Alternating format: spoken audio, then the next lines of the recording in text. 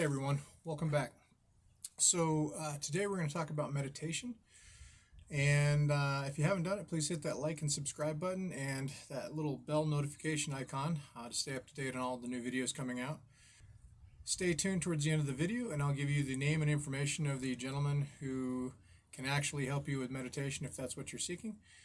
And enjoy it.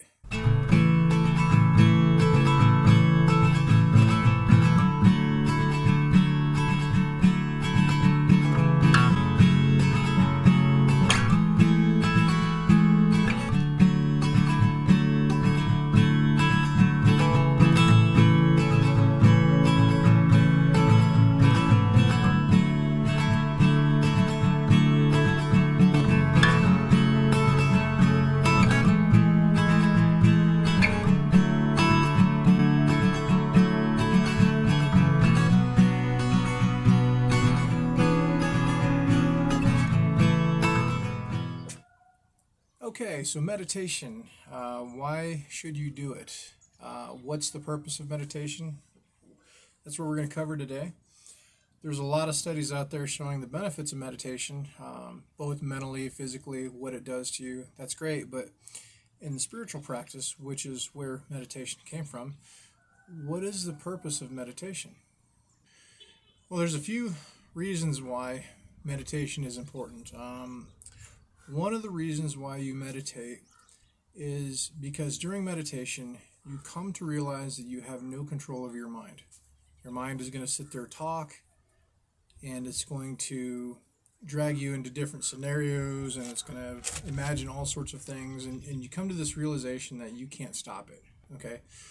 Now, if you're following a Buddhist practice or a Zen practice or some of the other practices, they don't tell you that. They just kind of let you discover that no matter how long it takes for you to get there.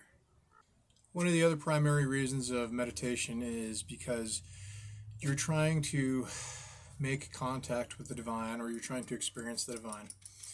A lot of people are chasing what would be considered samadhi, and if that's what you're trying to achieve, that's actually a really good goal. This is more of a yoga aspect. I'm sure that Buddhists have their own versions of it too.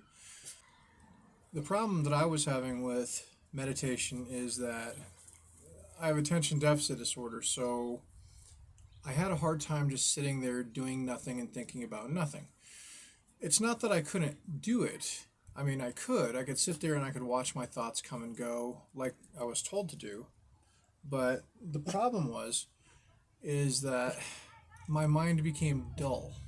It had no purpose, no goal to achieve, and I mean, after months and months of doing one particular type and then trying another and then trying another, it just wasn't doing what it was supposed to do. Now, I've had really interesting experiences, especially in the beginning with meditation. I ended up having what may be called a Kundalini Awakening in the early stages of it and didn't even know it until 6 months ago, maybe.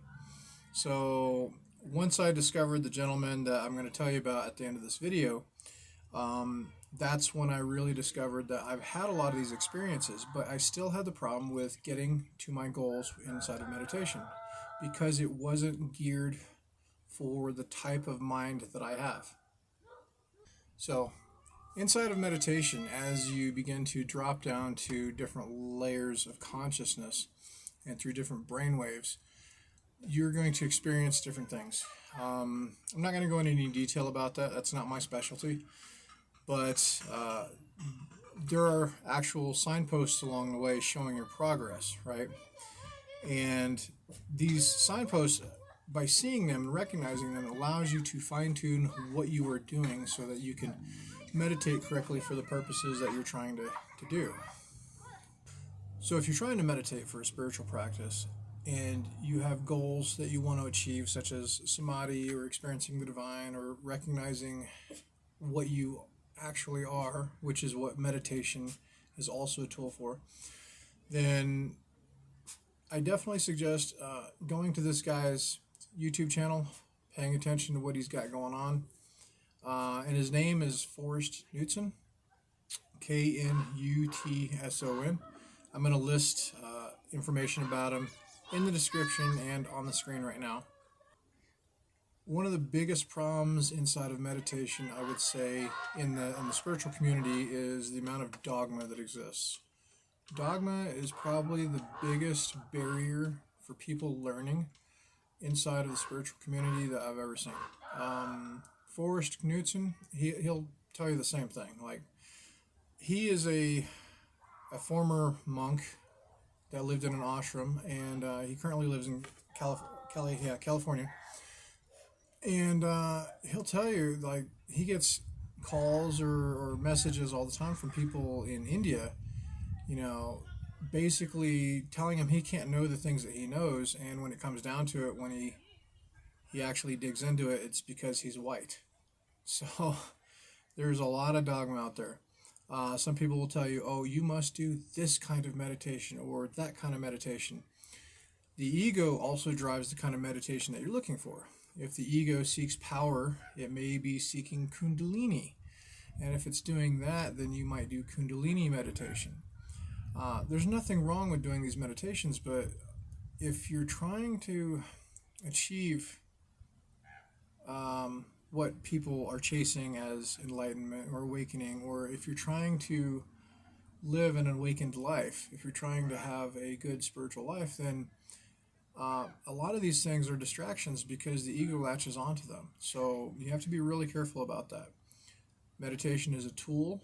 It is very important. The deeper you want to go for yourself and for your own evolution, for your own changing, the better off you want to become at meditating.